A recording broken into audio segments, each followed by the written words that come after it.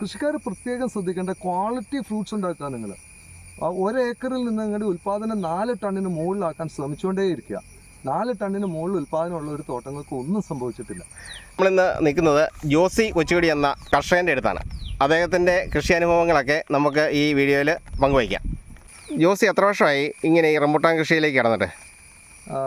ഞാൻ എൻ്റെ വീട്ടിലായിരിക്കും ഏറ്റവും പഴയ റംബുട്ടാൻ നിൽക്കുന്നത്. ഏകദേശം 55 വർഷം പ്രായമായ ഒരു റംബുട്ടാൻ മരം എൻ്റെ വീട്ടിൽ ഇപ്പോഴും നിൽക്കുന്നു. അതായത് ജോസിയുടെ പ്രായമുണ്ട്. എൻ്റെ പ്രായമുള്ള ഒരു മരം ഇപ്പോഴും അവിടെ നിൽപ്പുണ്ട്.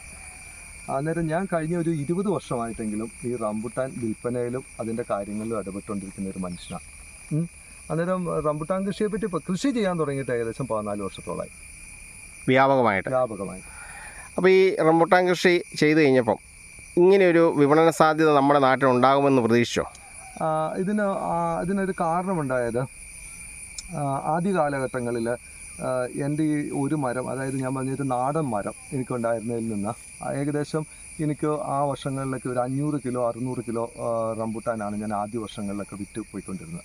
അത് വിൽക്കുമ്പോഴത്തേക്കും ഏകദേശം അന്ന് കിലോയ്ക്ക് 25 രൂപ നിരക്കിലാണ് ഞാൻ ഈ നാടൻ മരങ്ങളിലൊക്കെ കൊടുത്തിരുന്നത്. അതായത് ഈ 14 വർഷം മുമ്പ്, 15 വർഷം മുമ്പ് ഞാൻ കൊടുത്തിരുന്നത്.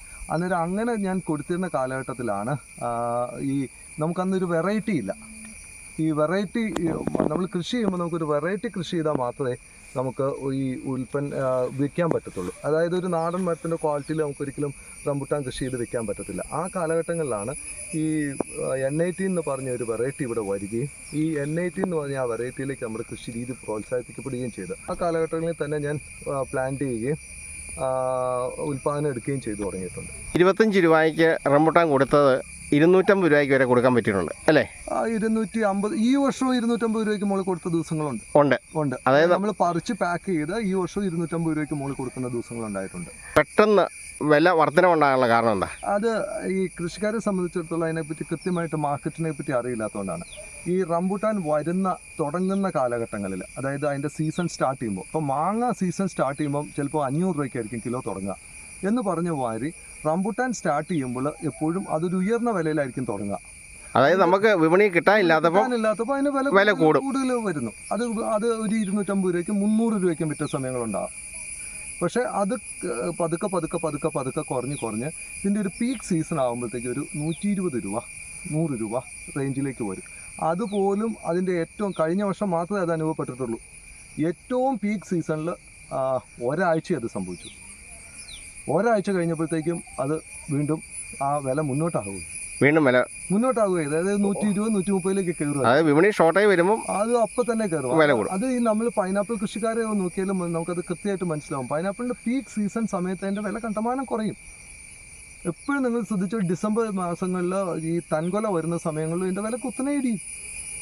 അതെല്ലാ ഫ്രൂട്ട്സ് കൃഷിയിലും ഉള്ളതാണ്. അത് പൈനാപ്പിളിനെ സംബന്ധിച്ച് ഏത് സമയത്ത് നമുക്ക് കായ്പിക്കാം. പക്ഷെ എന്നാൽ പോലും ഇതിനൊരു സീസൺ ഉണ്ട്. അതായത് ഈ കാലാവസ്ഥ അനുകൂലമായിട്ട് നാച്ചുറലായിട്ട് ഇത് ഫ്ലവർ ചെയ്യുന്ന ഒരു ടൈമുണ്ട്. അത് എത്ര നോക്കിയാലും ആ സമയത്ത് നമ്മുടെ പ്രൊഡക്ഷൻ കൂടിപ്പോകും. ആ പ്രൊഡക്ഷൻ കൂടി പോകുന്ന സമയങ്ങളിൽ അതിൻ്റെ വില കുറയും. എന്ന് പറഞ്ഞ മാതിരി റംബുട്ടാനെ സംബന്ധിച്ചിടത്തോളം ഇതിൻ്റെ ഒരു പീക്ക് സീസൺ ഉണ്ട്. ആ പീക്ക് സീസണിൽ നമ്മുടെ കാകൾ വരുന്നത്, അത് എപ്പോഴും പീക്ക് സീസൺ നമ്മുടെ കാകൾ വരുന്നത് നമ്മുടെ കാഞ്ഞിരപ്പള്ളിയിലോ അല്ലെ പാലാ സൈഡിലോ പൂഞ്ഞ സൈഡിലോ ആകുമ്പോഴത്തേക്കുമാണ്. കാര്യം ആ സ്ഥലങ്ങളിലേക്ക് വരുമ്പോഴത്തേക്കും ഈ റംബുട്ടാൻ ഇപ്പോൾ ഈ ജൂൺ, ശരിക്കും റംബുട്ടാൻ തുടങ്ങുന്നത് മെയ് മാസം നിലമ്പൂർ അല്ലെങ്കിൽ നമ്മുടെ അങ്കമാലി സൈഡിലൊക്കെ, അങ്കമാലി ആ സൈഡുകളിലൊക്കെ പതുക്കെ പഴുത്ത് തുടങ്ങി ഈ മെയ് തൊട്ട് ഒരു ഒക്ടോബർ വരെ നമുക്ക് ഇതിൻ്റെ സീസണുണ്ട്, വിളവെടുപ്പ്. എന്നിട്ട് ഈ ഒക്ടോബറിൻ്റെ ആ പീക്കിൽ വരുമ്പോഴായിരിക്കാം വിലയിട് വരുന്നത്. ഇപ്പോൾ ഈ ധാരാളം ആളുകൾ റബ്ബറൊക്കെ വെട്ടിമാറ്റി റംബുട്ടാൻ കൃഷിയിലേക്ക് വരുന്നുണ്ട്. അപ്പം അങ്ങനെ ആളുകൾ കൂടുന്നതനുസരിച്ച് ഇതിൻ്റെ വില ഇടിവിന് സാധ്യതയുണ്ടോ?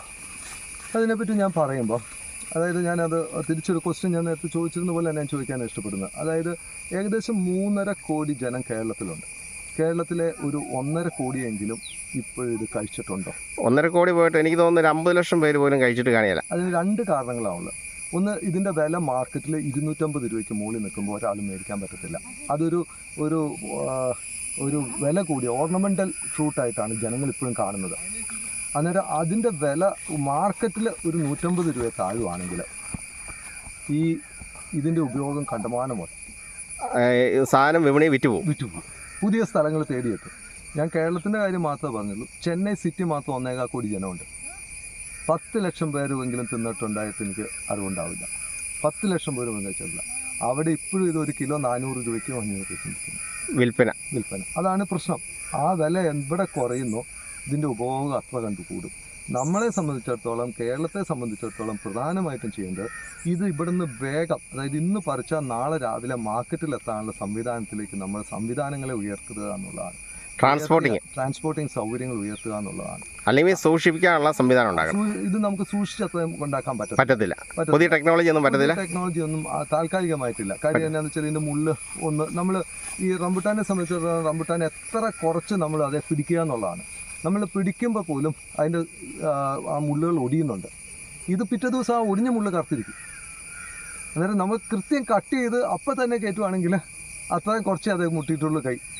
ഓക്കെ അതാണ് എൻ്റെ കാര്യം. അന്നേരം നമുക്ക് എത്രയും വേഗം ഇത് മാർക്കറ്റിൽ എത്തിക്കാനുള്ള സൗകര്യങ്ങൾ കൂട്ടുക. അത് ഗവൺമെൻറ് തലത്തിൽ നമുക്കിത് എങ്ങനെയെങ്കിലും മാർക്കറ്റ് പുതിയ സ്ഥലങ്ങൾ, അതായത് നോർത്ത് ഇന്ത്യ പോലുള്ള സ്ഥലങ്ങളിലേക്ക് നമുക്ക് കയറ്റിക്കൊണ്ട് പോകാനുള്ള ഒരു സൗകര്യങ്ങൾ ഉണ്ടാക്കുക. അതായത് ഇപ്പോൾ പ്ലെയിനിൽ നമുക്ക് എയർ കാർഗോ കൊണ്ടുപോകുന്നതിന് 100 രൂപ കിലോയ്ക്കുണ്ടെങ്കിൽ അതിലൊരു 50 രൂപ നമുക്ക് ഗവൺമെൻറ് സബ്സിഡൈസ് ചെയ്യണം. കാര്യം കേരളത്തിനകത്തേക്ക് പൈസ വരുന്ന ഒരു മാർഗ്ഗം ഇത്. കേരളം എല്ലാ പൈസയും പുറത്തേക്ക് കൊടുക്കുക. പകരം ഒരു പൈസ വരുന്ന മാർഗം ഫ്രൂട്ട്സ് കൃഷിയിലൂടെ മാത്രമേ കേരളത്തിൽ നിന്നുള്ളൂ. നമുക്ക് ഏറ്റവും അനുകൂലമായ കാലാവസ്ഥ.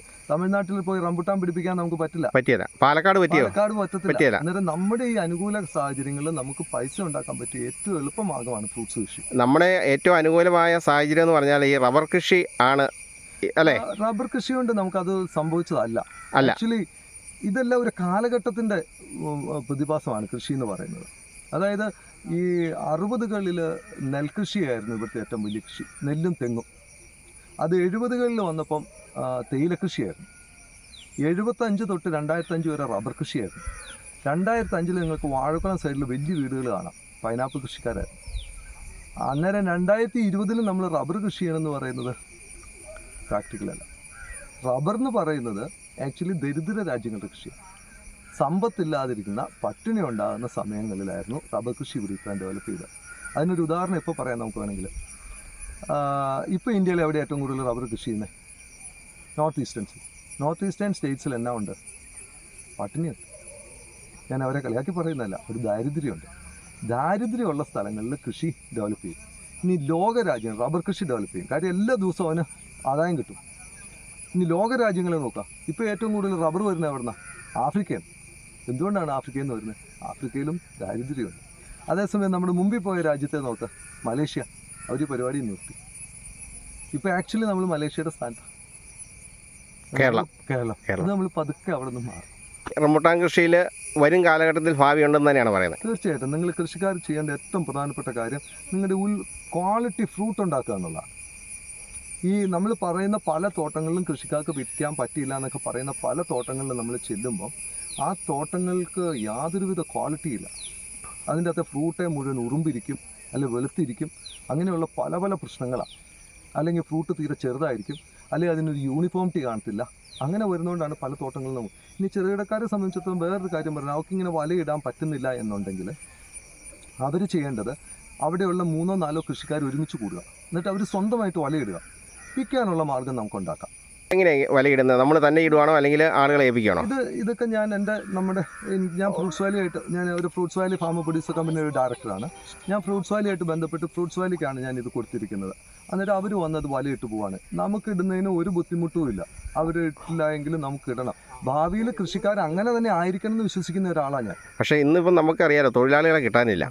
അതൊരു വലിയ വിഷമം പിടിച്ച കാര്യമല്ലേ? ജോജി, തൊഴിലാളികളെ കിട്ടാനില്ല എന്ന് പറയുന്നു. നിങ്ങൾക്ക് ലാഭം ഉണ്ടെങ്കിൽ നിങ്ങൾ തൊഴിലാളികളെ എവിടെ നിന്നും ഉണ്ടാക്കുമല്ലോ. ഇല്ലാതിരുന്ന കാലഘട്ടങ്ങളിലാണ് തൊഴിലാളി. ഇന്ന് റബ്ബറിന് 300 രൂപ വില വരട്ടെ, ഇവിടെ കിടക്കുന്ന എല്ലാ റബ്ബർ തോട്ടങ്ങളും സജീവമാവും. തീർച്ചയായിട്ടും. നമുക്ക് വിലയില്ലാത്തതുകൊണ്ടാണ്. നമുക്ക് ആദായം ഉണ്ടെങ്കിൽ നമ്മളിതെല്ലാം ലാഭത്തിൽ കൊണ്ടു നടക്കും. അന്നേരം തൊഴിലാളി ക്ഷാമത്തെക്കുറിച്ചൊന്നും ആരും പറയില്ല. നമുക്ക് തൊഴിലാളി ക്ഷാമം മുഴുവൻ വന്നത് എപ്പോഴാണ്? നമുക്ക് ഇത് കൃഷിയിൽ നിന്ന് ആദായം ഇല്ലാതെ വന്നപ്പോൾ തൊട്ടാണ് ഈ പ്രശ്നങ്ങൾ വരാൻ തുടങ്ങുന്നത്. ചില സമയങ്ങളിൽ ഇതിൻ്റെ വില ഇടിക്കാൻ വേണ്ടി ഒരു ശ്രമം നടക്കുന്നുണ്ട്. അതായത് നിപ്പ എന്ന പേരിലൊക്കെ പറഞ്ഞ് ചില പ്രചരണങ്ങൾ നടക്കുന്നുണ്ട്. അപ്പം അതുപോലൊപ്പം തന്നെയാണ് യൂട്യൂബ് ചാനലുകൾ അല്ലെങ്കിൽ ഫേസ്ബുക്കിലൊക്കെ പേജുകളിലൊക്കെ വിലയിടുക എന്ന് പറഞ്ഞുകൊണ്ട് നമ്മുടെ ചാനലിൽ തന്നെ ചെയ്തു. നമ്മൾ അറിഞ്ഞുകൊണ്ട് ചെയ്തതല്ല കേട്ടോ, അത് എന്ന് വെച്ച് കഴിഞ്ഞാൽ ഒരു കർഷകനെ സഹായിക്കാൻ വേണ്ടി ചെയ്തതാണ്. പക്ഷേ അതിൻ്റെ ഭവിഷ്യത്ത് എത്രത്തോളം ഉണ്ടെന്നുള്ള ഞാൻ ഈ 2 ദിവസം കൊണ്ട് മനസ്സിലാക്കി. കാരണം അതുപോലെ ആളുകൾ വിളി വരികയും കർഷകരെ ബുദ്ധിമുട്ട് ഒത്തിരി ആളുകൾ നമ്മളെ വിളിച്ചു പറയുകയും ചെയ്തു. അപ്പോൾ അതുകൊണ്ടാണ് ഞാനിങ്ങനെ ജോസിയുടെ അടുത്ത് വന്നത്. അപ്പം നിങ്ങളൊരു വർഷങ്ങളായിട്ട് ഇതിൻ്റെ കൃഷിയുള്ള ആളാണ് എന്നറിഞ്ഞുകൊണ്ടാണ് ഇവിടെ വന്നത്. അപ്പം നിങ്ങൾക്കാകുമ്പോൾ അതിൻ്റെ കാര്യങ്ങൾ കൃത്യമായിട്ട് പറയാമല്ലോ എന്ന് പറഞ്ഞു. അപ്പോൾ അതിനെക്കുറിച്ച് എന്താ പറയാനുള്ളത്? ഒന്ന് നിപ്പ പോലുള്ള ഒരു സംഗതി, അതായത് വാവല് വഴി നമുക്ക് ഇങ്ങനെ നിപ്പ വന്ന ഒരു സമയം ഉണ്ടാവുകയാണെങ്കിൽ ഒരിക്കലും നിപ്പ വഴി റംബുട്ടാനുമായിട്ട് യാതൊരുവിധ ബന്ധങ്ങളുമില്ല. പക്ഷേ നിപ്പ വന്നു എന്ന് പറഞ്ഞ ഒരു പരസ്യം, ഒരു അഡ്വർടൈസ്മെൻറ്റ് വരുവാണെങ്കിൽ, നിപ്പ എവിടെയെങ്കിലും പൊട്ടിപ്പുറപ്പെട്ടു എന്ന് പറഞ്ഞൊരു അഡ്വർടൈസ്മെൻറ്റ് വരുവാണെങ്കിൽ സ്വാഭാവികമായിട്ടും മനുഷ്യർ അത് പർച്ചേസ് ചെയ്യുന്നതിൻ്റെ അളവ് കുറയ്ക്കും. അത് സാധാരണ ഉണ്ടാകുന്നൊരു സംഭവം. അതിപ്പോൾ എല്ലാ മേഖലകളിലും സംഭവിക്കുന്ന ഒരു കാര്യമായിട്ട് നമ്മൾ കണക്കാക്കിയാൽ മതി. അങ്ങനെ വന്നാൽ ഏത് ക്രോപ്പ് ജോജി മേടിച്ച് കഴിക്കില്ല, അത് അന്നേരം അത് ഫെയിലിയർ ആകും. പക്ഷെ ഇതെല്ലാം നമ്മുടെ ആദായമായിട്ട് കണക്കാക്കണം. നിങ്ങൾ എത്ര നന്നായിട്ട് റബ്ബർ കൃഷി ചെയ്താലും ഒരു വർഷം റബ്ബർ കൃഷിന് എത്രയാണ് കിട്ടുന്നത്? ഒരു ഏക്കറിനകത്തൊരു 40,000-50,000 കിട്ടിയില്ല, 50,000 രൂപ കിട്ടത്തുള്ളൂ. 4 ടൺ ഉൽപ്പാദനമുള്ള ഒരു റംബുട്ടാൻ തോട്ടത്തിൽ നിങ്ങൾക്ക് ഒരു വർഷം എത്ര രൂപ കിട്ടുന്നത്? ഒരു 4 ലക്ഷം 5 ലക്ഷം രൂപ 4 ലക്ഷം രൂപ കിട്ടുന്നുണ്ടല്ലോ. ചെലവ് കഴിച്ചൊരു 3 ലക്ഷം രൂപ വരുന്നുണ്ടല്ലോ. നിങ്ങൾ 10 വർഷം റബ്ബർ കൃഷി ചെയ്ത കാശ് നിങ്ങളുടെ പോക്കറ്റിൽ വന്നില്ലേ? അതെ. ഒരു വർഷത്തെ ക്രോപ്പ് പോയിക്കോട്ടെ, ഫെയിലർ ആയിക്കോട്ടെ, നിങ്ങൾ എന്തിനാ പേടിക്കണേ? നിങ്ങൾ കമ്പയർ ചെയ്യാത്തതുകൊണ്ട്, ഭയപ്പെടേണ്ട കാര്യമില്ല. കമ്പയർ ചെയ്യാത്തതുകൊണ്ടല്ലേ. അത് ഈ വീഡിയോ ചെയ്ത് കഴിഞ്ഞേ കുറേ ആളുകൾ എന്നെ വിളിച്ചിട്ട് ചോദിച്ചു, പരിചയമില്ലാത്ത ആളുകളാണ്, നിങ്ങൾ ഏതെങ്കിലും മാഫിയയുടെ ആളാണോ? കാരണം എന്താണെന്ന് വെച്ച് കഴിഞ്ഞാൽ നമ്മളെന്തോ മനഃപൂർവ്വം ഈ വില ഇടിക്കാൻ വേണ്ടി ഇങ്ങനെ വീഡിയോ ചെയ്തു എന്നുള്ളൊരു അത് ഞാൻ അതിനെപ്പറ്റി എനിക്ക് പറയണമെന്നില്ല. പക്ഷെ ഞാൻ പറയാം, ഒന്ന് പറയാം. എന്ന് വെച്ചാൽ ഇത് കേൾക്കുന്ന ആളുകളും കൂടെ ഒന്ന് മനസ്സിലാക്കണമല്ലോ. ശരിക്കും ഒരു അറിവില്ലായ്മ കൊണ്ടോ എന്തോ വന്നൊരു പ്രശ്നമാണത്. അല്ലാതെ അത് അങ്ങനെ ഒരു പ്രശ്നം ഉണ്ടായിട്ടില്ല. ഇനി അങ്ങനെ ഒരു പ്രശ്നം ഉണ്ടെങ്കിൽ, ഇനി നിങ്ങൾക്ക് വിൽക്കാൻ പറ്റിയില്ല എന്നുള്ളൊരു കർഷകനൊരു പ്രശ്നം ഉണ്ടായിട്ടുണ്ടെങ്കിൽ നിങ്ങളൊരു കാര്യം ചെയ്യും. ഞാൻ എൻ്റെ അമ്മ പ്രൊഡ്യൂസർ കമ്പനിയിലെ നമ്പർ തരാം. ആ നമ്പർ ഒന്ന് പറയാമോ? ആ നമ്പർ 9847749631. ഈ നമ്പറിൽ വിളിച്ചാൽ മതി. ഈ നമ്പറിൽ ഫ്രൂട്ട്സ് വാലിയുടെ ഓഫീസിൽ വിളിച്ചാൽ വിറ്റ് പോകില്ല എന്ന് പറയുന്ന തോട്ടങ്ങൾ നമുക്ക് എന്തെങ്കിലും ചെയ്യാൻ പറ്റൂല്ലെന്ന് നമുക്ക് ശ്രമിക്കാം. അതായിരിക്കും എല്ലാ റംബുട്ടാൻ തോട്ടങ്ങളോ മേടിക്കാനോ എന്നുള്ള കപ്പാസിറ്റി ഒന്നുമില്ല. ഞങ്ങൾക്ക് അതിനുള്ള കപ്പാസിറ്റി ഒന്നുമില്ല, അതിനുള്ള തൊഴിലാളികളില്ല. എന്നാൽ പോലും ഇത് മറിച്ച് വിൽക്കാനോ അല്ലെങ്കിൽ ഇത് വിൽക്കാനോ ഉള്ള സാഹചര്യങ്ങൾ ഞങ്ങൾ ഈ കമ്പനിയിൽ നിന്ന് ഉണ്ടാക്കി തരാം. തോട്ടങ്ങളല്ലാതെ വ്യക്തികളുടെ ആണെങ്കിലും വ്യക്തികളുടെ ഇപ്പോൾ ഈ 1-2 മരം കൃഷി ചെയ്തിരിക്കുന്ന ഒരിക്കലും നമുക്ക് പോയി എടുക്കാൻ ഒരു കച്ചവടക്കാരനോ പറ്റത്തില്ല, ഒന്നും പറ്റത്തില്ല. അത് ഈ മേഖലയിൽ ഉണ്ടാകുന്ന ഒരു പ്രശ്നമാണ്. അവർ തന്നെ പറിച്ചുകൊണ്ട് അവർ തന്നെ പറിച്ചുകൊണ്ട് വരിക എന്ന് പറഞ്ഞാൽ അവർ സ്വന്തമായിട്ട് നെറ്റ് ഇടണം. എന്നിട്ട് അവർ തന്നെ പറിക്കുമ്പോൾ ഒന്ന് രണ്ട് കാര്യങ്ങൾ ചുമ്മാ വലിച്ചു പറിക്കാൻ പറ്റത്തില്ല. ഈ ഫ്രൂട്ട്സ് നമ്മൾ എപ്പോഴും കൈകാര്യം ചെയ്യുമ്പോൾ വളരെ സൂക്ഷിച്ച് വേണം കൈകാര്യം ചെയ്യാൻ. അത് ചുമ്മാ വലിച്ചു പറിച്ച് എല്ലാം നിലത്തിട്ട് പൊട്ടി വന്നാലും നമുക്ക് മാർക്കറ്റ് ചെയ്യാൻ പറ്റത്തില്ല. പിന്നെ അതിൻ്റെ കളറ്, ഇപ്പോൾ ഒരു കസ്റ്റമർ ഒരു കുത്തുള്ള റംബുട്ടാൻ ജോജി മാർക്കറ്റിൽ നിന്ന് മേടിക്കുമോ? വാങ്ങിക്കല. റംബുട്ടാനല്ല, ഏത് സാധനം വാങ്ങിക്കല. അത് വേറെ നിസ്സാരം പയറ് പോലും വാങ്ങിക്കല. അങ്ങനെയുള്ള ഒരു സാധനം മാർക്കറ്റിൽ നമുക്ക് വിൽക്കാൻ പറ്റത്തില്ല. അത് പറിച്ചെടുക്കുമ്പോഴൊക്കെ അത്രയും സൂക്ഷിച്ച് കൈകാര്യം ചെയ്ത് അത് കൊണ്ടുവരുന്നാലും നമുക്ക് തീർച്ചയായിട്ടും അതിനുള്ള മാർക്കറ്റിലെ വില അനുസരിച്ച് നമുക്ക് മേടിക്കാൻ സാധിക്കുന്നതാണ്. നമ്മുടെ ഈ കമ്പനി എവിടെയാണ് വർക്ക് ചെയ്യുന്നത്? തൊടുപുഴയാണ്. ഞങ്ങൾ കഴിഞ്ഞ വർഷവും ഒരു 4 വർഷമായിട്ട് മാർക്കറ്റിലുണ്ട്. എല്ലാ വർഷവും തന്നെ ഏകദേശം 200 ടണ്ണിന് മുകളിൽ റംബുട്ടാൻ ഞങ്ങൾ ട്രേഡ് ചെയ്യുന്നുണ്ട്. ഇങ്ങനെ റംബുട്ടാൻ കൃഷിയിലേക്ക് ഇറങ്ങിയിരിക്കുന്ന ആളുകൾ ഭയപ്പെടേണ്ട കാര്യമില്ല. അതൊരു പ്രത്യേകിച്ച് നമ്മുടെ ഈ മേഖലകളിൽ ചെയ്തിരിക്കുന്ന ആരും ഭയപ്പെടേണ്ട ആവശ്യമില്ല. കാര്യം നമ്മുടെ നാട്ടിലാണ് ഏറ്റവും നല്ല ഫ്രൂട്ട്സ് ഉണ്ടാകുന്നത്. നമ്മൾ അത് പറഞ്ഞു വിൽക്കാൻ നമ്മൾ ഇനി തുടങ്ങണം. അതായത് ഈ വാഴക്കുളം പൈനാപ്പിൾ വിൽക്കുന്നത് പോലെ തന്നെ നമ്മുടെ ഈ മേഖലയിൽ നിന്നാണ് ഏറ്റവും നല്ല റംബുട്ടാൻ ഉൽപ്പാദിപ്പിക്കപ്പെടുന്നത്. അതായത് നമ്മുടെ റംബുട്ടാനാണ് ആക്ച്വലി മറ്റുള്ള റംബുട്ടാനേക്കാളും വിലയും കിട്ടേണ്ടത്. പിന്നെ ഇത് കുഴിച്ചു വയ്ക്കുമ്പോൾ 1-2 കാര്യങ്ങളുണ്ട്. നമ്മൾ ഒരു വെറൈറ്റി കുഴിച്ചു വയ്ക്കണം. പല വെറൈറ്റികൾ പോയി കുഴിച്ചു വയ്ക്കരുത്. ഏറ്റവും നല്ല വെറൈറ്റി ഏതാ? N18 തന്നെ കുഴിച്ചു വയ്ക്കുക. എന്നു വെച്ചാൽ മാർക്കറ്റിൽ ഞാൻ കൃഷിക്കാരനായിട്ട് എന്ന് പറയുമ്പോൾ ഏറ്റവും എളുപ്പം ഇതിപ്പോൾ നിങ്ങൾ നോക്കുമ്പോൾ ഇത് റോങ്ങറിയാനാ. N18 തന്നെ കഴിയുന്നപ്പോൾ കുഴിച്ചു വയ്ക്കുക. കാര്യം ഏറ്റവും കൂടുതൽ മാർക്കറ്റ് ആവശ്യപ്പെടുന്ന N18. അതായത് നമുക്ക് സൂക്ഷിപ്പ് കാലാവധിയുണ്ട്. അതിന്റെ നീളവും അതിന്റെ മധുരമൊക്കെ കണക്കാക്കി N18 ആണ് ഏറ്റവും കൂടുതൽ വിൽക്കപ്പെടുന്നത്. അന്നേരം ആ കൃഷിക്കാർ എപ്പോഴും ശ്രദ്ധിക്കേണ്ട മാർക്കറ്റിൽ പോകുന്ന സാധനം കുഴിച്ചു വയ്ക്കാനാണ്. ഇപ്പം ഞാനിങ്ങനെ ഒരു പൈനാപ്പിൾ തോട്ടത്തിൽ ക്യൂവും ഒരു 5-6 വെറൈറ്റി പൈനാപ്പിൾ മിക്സ് ചെയ്ത് കുഴിച്ചു വെച്ചിരിക്കുകയെന്ന് വെക്കുക, എനിക്കിത് വിൽക്കാൻ പറ്റുമോ? ഒരിക്കലും പറ്റില്ല. സെയിം തന്നെയാണ്. റബ്ബർ നമുക്ക് ഏത് ഇനം കുഴിച്ചു വെച്ചാലും ഒരു പ്രശ്നമല്ല. അല്ല അത് പ്രശ്നമാണ്. അല്ല അത് പ്രശ്നമാണ്. അത് ഇല പൊഴിക്കല്ല, അതിന്റെ വിളവ് പ്രശ്നമാണ്. പട്ടമരപ്പ് എന്നാൽ പോലും നമുക്ക് അത് വിൽക്കാൻ പറ്റും, അതിന്റെ ഉൽപ്പന്നം വിൽക്കാൻ പറ്റും. ഇത് വിൽക്കാൻ പറ്റത്തില്ല. അതാണ് അതിന്റെ പ്രശ്നം. അതായത് മിക്സ് ചെയ്ത് വെച്ചിരിക്കുന്ന ഒരു തോട്ടത്തിൽ പോയി റംബുട്ടാൻ പറിക്കാൻ പറഞ്ഞാൽ നമുക്ക് നടക്കത്തില്ല. എന്നിട്ട് അത് കൃഷിക്കാർ ശ്രദ്ധിക്കേണ്ട കാര്യം, കൃഷിക്കാർ പ്രത്യേകം ശ്രദ്ധിക്കേണ്ട ക്വാളിറ്റി ഫ്രൂട്ട്സ് ഉണ്ടാക്കുക. നിങ്ങൾ ഒരേക്കറിൽ നിന്ന് നിങ്ങളുടെ ഉൽപ്പാദനം 4 ടണ്ണിന് മുകളിലാക്കാൻ ശ്രമിച്ചുകൊണ്ടേയിരിക്കുക. 4 ടണ്ണിന് മുകളിൽ ഉൽപ്പാദനമുള്ള ഒരു തോട്ടങ്ങൾക്ക് ഒന്നും സംഭവിച്ചിട്ടില്ല. ഏറ്റവും എളുപ്പത്തിൽ എന്നാൽ ഏറ്റവും സൂക്ഷ്മതയോടുകൂടി കൈകാര്യം ചെയ്യേണ്ട ഒരു കൃഷിയാണ്. വീഡിയോ ഇഷ്ടപ്പെട്ടാൽ ലൈക്ക് അടിക്കുകയും നിങ്ങളുടെ അഭിപ്രായങ്ങളും നിർദ്ദേശങ്ങളും കമൻറ്റായി താഴെ രേഖപ്പെടുത്തുകയും ചെയ്യുമല്ലോ.